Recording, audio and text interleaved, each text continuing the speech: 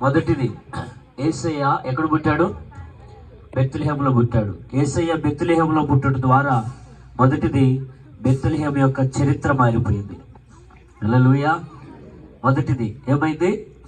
బెత్లెహేము యొక్క చరిత్ర మారిపోయింది. ఒకప్పుడు బెత్లెహేము అనేది దాచబడింది, ఎవ్వరికి తెలియదు. ఎప్పుడైతే యేసయ్య బెత్లెహేములో పుట్టాడో దాచబడిన బెత్లెహేము దారిగా మార్చబడింది. హల్లెలూయా. దాచబడిన బెత్లెహేము సర్వలోకానికి దారిగా మార్చబడింది. అప్పుడు దాకా బెత్లెహేము ఎవడో తెలియదు. అలాగే బెత్లెహేములో జన్మించిన యేసయ్య నీలో జన్మించిన ఎడల బెత్లెహేము చరిత్ర మార్చిన నా ప్రభు నీ చరిత్రను మార్చునుగాక. హల్లెలూయా. మొదటిది బెత్లెహేము చరిత్ర మారిపోయింది. రెండవది, యేసయ్య ఎక్కడ పుట్టాడు చెప్పాలి? బెత్లెహేములో పుట్టాడు.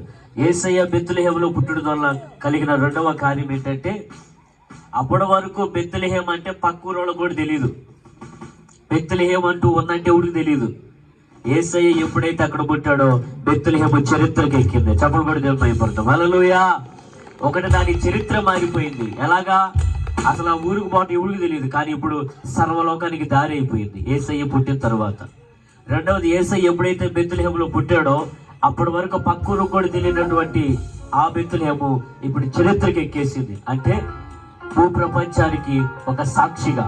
అలాగే ఆ యేసయ్య నీలో పుట్టడం ద్వారా నీవు చరిత్రకి ఎక్కుదువుగాక. చరిత్రకి ఎక్కడం అంటే ఒక సాక్షిగా నిలబడుదువుగాక. ఎలాగా చెప్పాలంటే, ఎంత చక్కగా దానికి సాక్షిగా మారిందంటే, ఎలా చరిత్రకి ఎక్కిందంటే, ఆ రోజుల్లో జ్ఞానవంతులు, ఆ తూర్పు దేశం జ్ఞానులు, మంచి జ్ఞానులు, అట్లాంటి జ్ఞానులు కూడా బెత్లెహేము యొద్దకు దిగి వచ్చారు. హల్లెలూయా.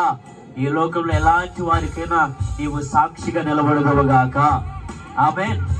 గొప్ప గొప్ప జ్ఞానులు పరిగెత్తుకుంటూ వచ్చారు బెత్లెహేము దగ్గరికి. అంతగా నా ప్రభు నేను చరిత్రకి సాక్షిగా నిలబెట్టునుగాక. ఆయన నీలో జన్మిస్తాడు. మూడవది, యేసయ్య బెత్లెహేములో జన్మించడం ద్వారా జరిగిన మూడో కార్యం ఏంటంటే, అయ్యా మీరు కొంచెం ఆపుతారా బాబు, మీ వాయిస్ ఎక్కువ ఉంది. మూడవది, బెత్లెహేములో జన్మించడం ద్వారా చరిత్రకారుని అందించింది బెత్లెహేము. హల్లెలూయా. యేసు ప్రభు పుట్టిన తర్వాతే క్రీస్తు పూర్వం, క్రీస్తు శకం. అలాగే నీ జీవితంలో యేసయ్య జన్మించడం ద్వారా క్రీస్తుకు పూర్వం, క్రీస్తు తర్వాత నీ జీవితము రెండుగా మార్చబడును గాక. క్రీస్తుకు పూర్వం నీ చరిత్ర ఒకటి, క్రీస్తు నీలో జన్మిస్తే నూతన చరిత్ర నా ప్రభు నీకు అనుగ్రహించును గాక. అలాంటి బెత్లెహేములో పుట్టి బెత్లెహేము చరిత్ర మార్చి బెత్లెహేమును సాక్షిగా చరిత్ర